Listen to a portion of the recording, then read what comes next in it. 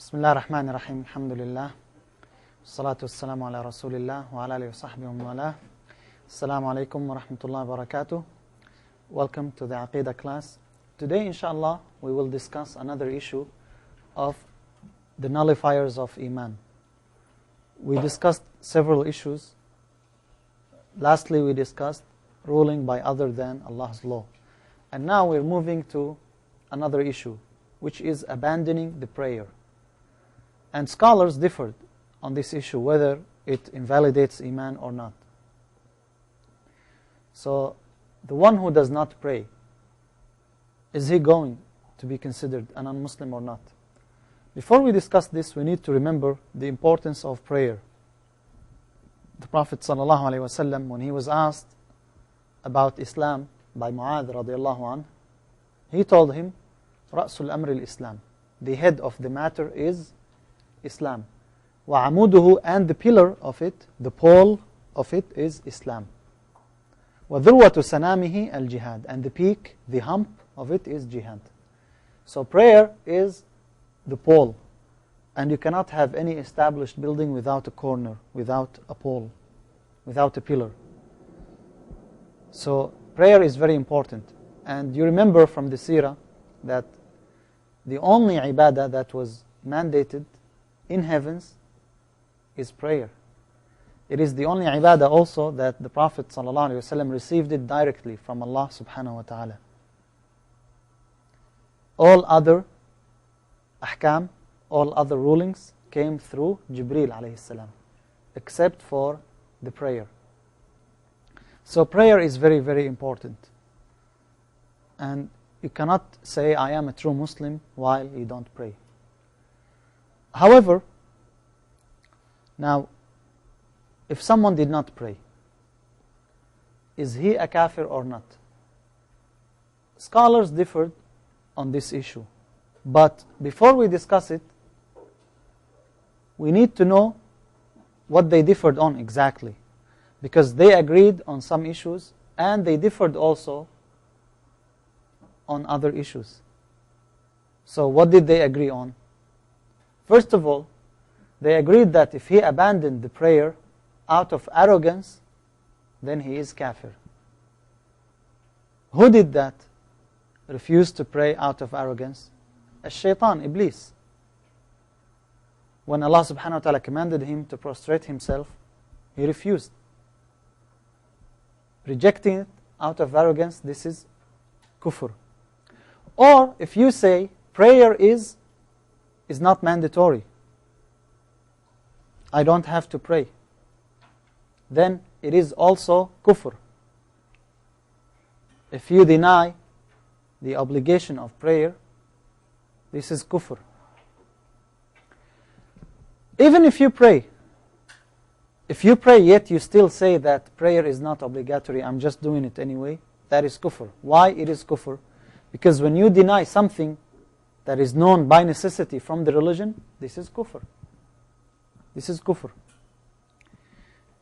The third case, where they all agreed also, if he made fun of prayer, like prayer is only for dumb people, for stupids, it's not for me. This is also kufr. Why? Because as if you are making fun of the religion. This is also kufr. So they all agreed on these three things. What if he forgot to pray?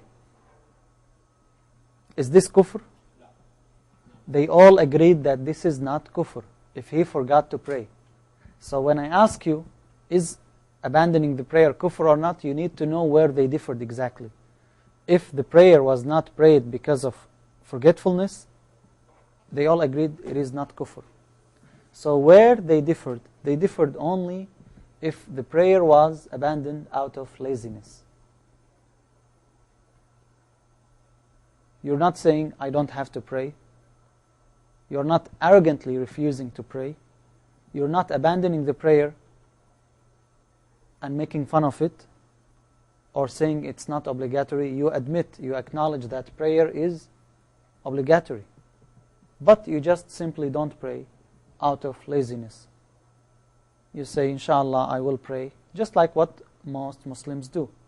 You tell them, pray, inshallah, later on, when I get married, when I graduate, when 2 more years, when I get that much money. That's what people do. They delay the prayer, they abandon the prayer, and they give all these fake excuses. So what's the ruling? Is prayer kufr or not? Is abandoning the prayer kufr or not? Yes. Yes, why? Because you're denying one of the... He did not deny. He said prayer is mandatory, but he did not deny it. Yet he did not pray. Just like when you say zakah is mandatory, but you don't pay zakah. Yesterday we said you leave him 3 days, and if he doesn't pray, you had that. Yeah, that... No. Again, how come you ask this question? We mentioned clearly that if he is killed and buried as a Muslim. That's the punishment. Scholars differed on 2 opinions. The first opinion says abandoning the prayer is kufr. And you need to know the evidences. What are the evidences? Allah subhanahu wa ta'ala says in the Quran about the kuffar, when they are asked, مَا سَلَكَكُمْ فِي سَقَرٍ? What have caused you to be here in hellfire? قَالُوا لَمْ نَكُ مِنَ الْمُصَلِّينَ.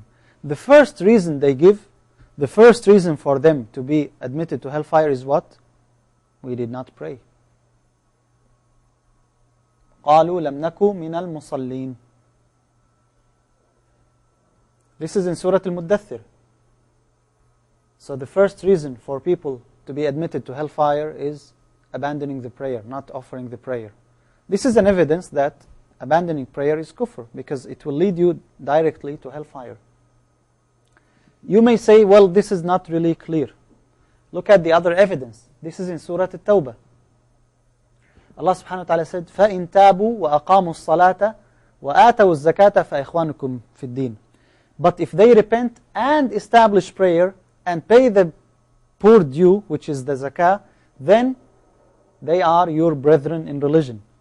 That means if they did not do that, are they our brothers? No. If they did not do what? If they did not pray. So that means whoever did not pray is not a brother for us in the religion. That means he's kafir. فَإِن تَابُوا وَأَقَامُوا الصَّلَاةَ وَآتَوُا الزَّكَاةَ فَإِخْوَانُكُمْ فِي الدِّينِ. I want one from all students online.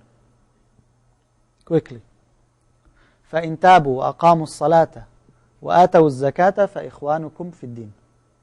That means if they did not do this, they are not our brothers. If they are not our brothers, they are kuffar.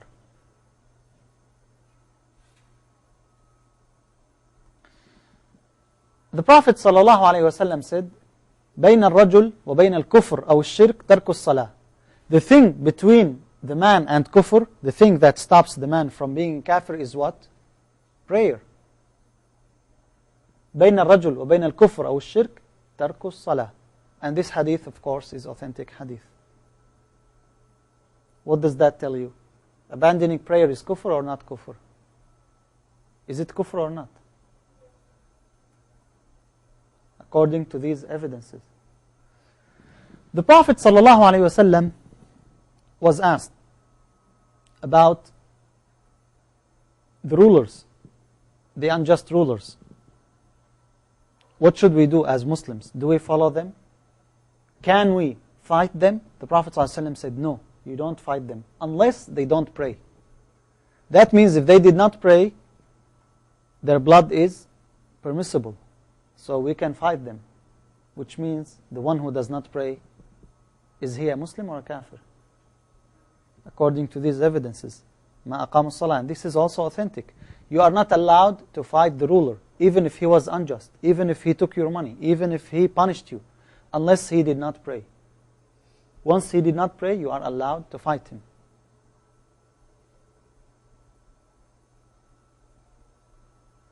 Also, the Prophet ﷺ said, and this is very similar to the hadith, بين الرجل وبين الكفر أو الشرك ترك الصلاة. The Prophet ﷺ said in this hadith, العهد الذي بيننا وبينهم الصلاة فمن تركها فقد كفر. The covenant between us and them is prayer. Whoever abandoned it, then he is a disbeliever. العهد الذي بيننا وبينهم الصلاة فمن تركها فقد كفر.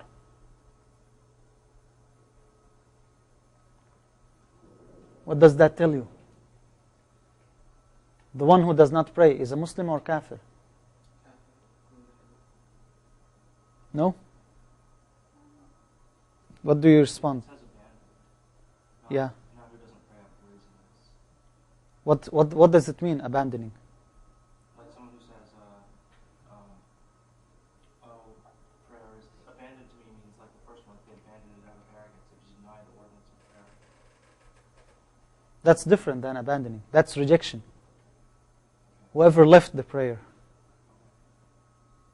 Moving back to the level of kafir, because in the ayah in Surah Tawbah you said that if they repent, that the person they can repent.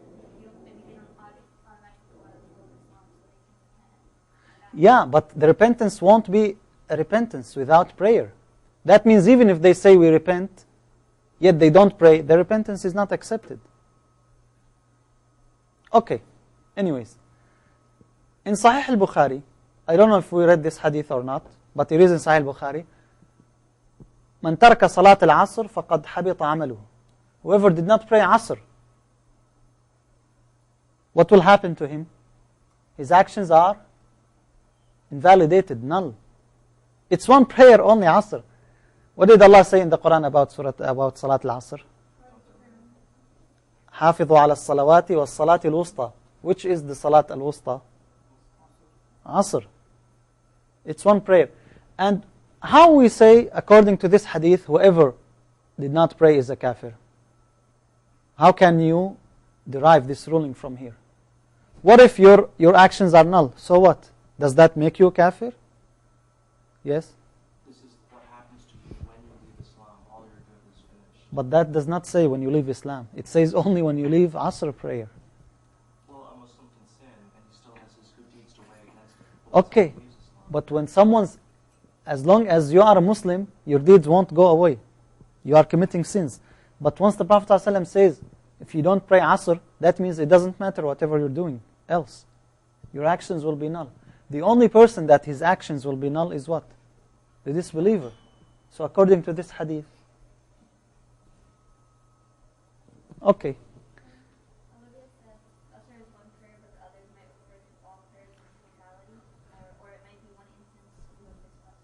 Since Asr is very important, and that means if you left it, automatically you are leaving other prayers. But that's implied. That is implied. What we have is what's mentioned, only Asr prayer.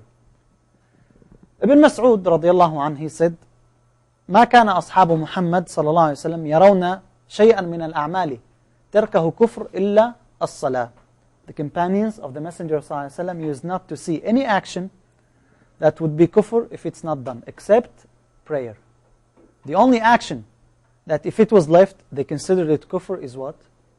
Prayer. That's what Ibn Mas'ud radiallahu anhu said. Which means, abandoning the prayer is what? Kufr. And there are actually also other evidences. This is only like 5 or 6 evidences, just to give you the idea. So do you agree or not? Abandoning the prayer is kufr. Leaving the prayer is kufr. Do you agree or you disagree? You do. You don't agree. Why? Well, if you leave it out of laziness, no. The other ones, sure. If you forget to pray, if you made fun of, if you deny the ordinance of prayer, sure. But if you forget out of laziness, You do not forget. You know. if you didn't pray for laziness, I'll pray later. Yeah. You're just you're in deep sin. This is not kufr. But it doesn't say you are in deep sin. It says if you don't pray Asr, one prayer, you're kafir. That's what hadith says. How do you respond to this hadith? If you leave Islam from not praying, and then It doesn't mention anything about Islam. and then you make shahada. Because the one who is not accepting Islam, he's automatically not praying. How come you are not Muslim and you're praying? Does this mean that if you pray Dhuhr and then you miss Asr and then you come back from Maghrib, you need ghusl because you've come back to Islam from kafir? That's my question. No? No. Why? What's your If evidence? you make shahada, do you also need to pray, or you make shahada and you're Muslim? Yes, when you make shahada, you become a Muslim. But doesn't that necessitate other actions? What if you make shahada and you prostrate yourself to an idol? Or you worship the moon, yet you still say, I bear witness that there is no God but Allah, Muhammad is His messenger. Yes? Fazila says abandoning intentionally is kufr, and I think that and also like it can be like abandoning always. Does it just mean abandoning one time? Well, abandoning, again, yes, it's understood from abandoning that it is done over. But the hadith about Asr prayer, it didn't say that. It says whoever left it. Man taraka, that's the meaning in Arabic. Hajr, deserting. But it doesn't say man hajara, it says man taraka. So you need to be accurate in the translation. Taraka means he left it. It could be once, it could be more. So that's the question. Do you think, according to these ahadith, or these ayat, these evidences, that whoever left one prayer intentionally, he was told, you need to pray. And he said, okay, but he did not pray. The time is over and he did not pray. Does he become a kafir? If you say no, what's your response to these evidences? What if he prays it above the time? Well, he left it or he did not leave it. He left it.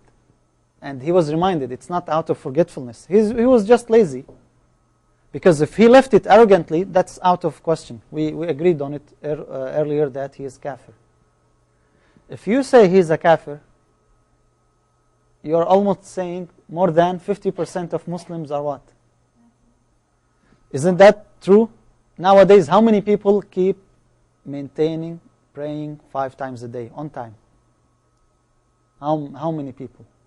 Now, we're not saying they pray in jama'ah, but they do pray. Less than, my estimate from what I've seen through life, less than 10%. Maybe. No, maybe more, a little bit more. But the majority, do they pray on time or they miss the prayer? The majority, they miss the prayer. So, according to this, are you saying they are kuffar? Now, whenever we need to apply a ruling to know the verdict, we don't look to what people do. We look to the evidences of the Quran and the Sunnah. Now, some scholars said, yes, it doesn't matter, even if 99% of the people do this, it doesn't matter. We look to the evidence, what Allah says and what the Prophet ﷺ says.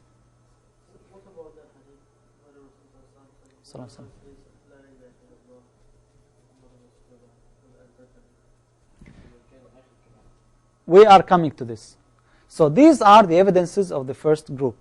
The second group, they say he doesn't become a kafir.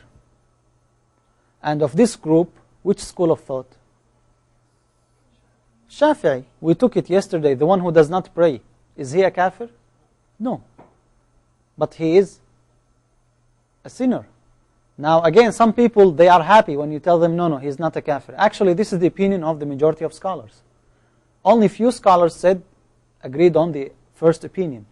Now this issue, scholars differed and it's a strong difference. They debated a lot about this issue because there are many evidences for each one, and they are strong actually.